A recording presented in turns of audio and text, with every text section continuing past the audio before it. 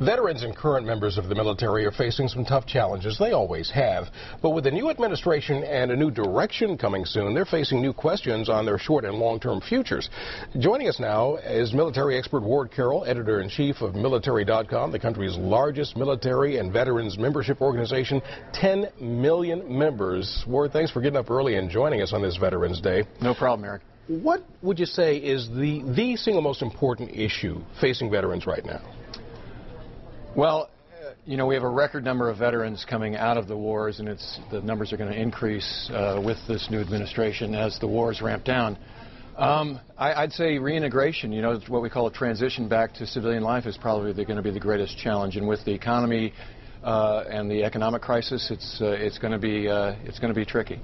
It has been tricky because a lot of these vets have had multiple tours in Iraq and Afghanistan, and I know the law says, especially if you're a reservist or a National Guard member, your job is supposed to be there when you come back, but this is the sort of economy where a lot of people's jobs aren't there when they come back.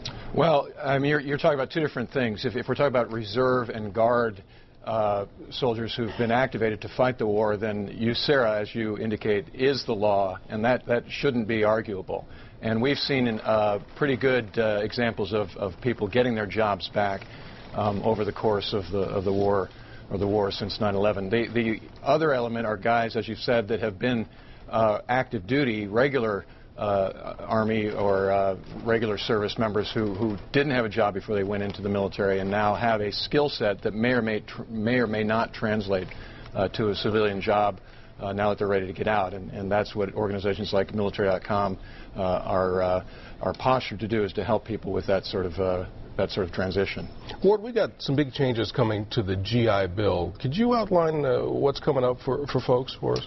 Yeah, the new GI Bill is probably the most landmark legislation to hit veteran benefits since the original GI Bill at the end of World War II. Senator Jim Webb and organizations like the Iraq and Afghanistan Veterans of America spent a lot of time this past year getting this new GI Bill, and it's basically a 70% improvement on the current Montgomery GI Bill.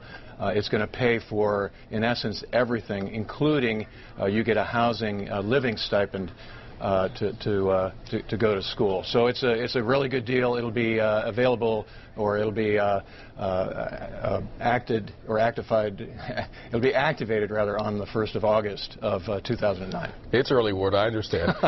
Final thing, if you could just wrap this up in a few seconds for us. It is Veterans Day. What should folks think about the people, the men and women who go out and do this very tough, very dangerous job for them?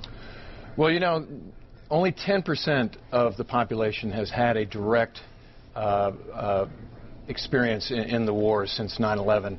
So I think what people should think about is, although we have a public perception that the wars are over, or at least ramping down, or not really a concern anymore, and the economy, for instance, in the election eclipsed the wars, that there are people out there, men and women, brave men and women, doing the nation's bidding every day. So I think people should take some time today to reflect on those folks and their families.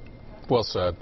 Ward Carroll with Military.com, thank you so much for joining us this morning. Really appreciate it. No problem, Eric.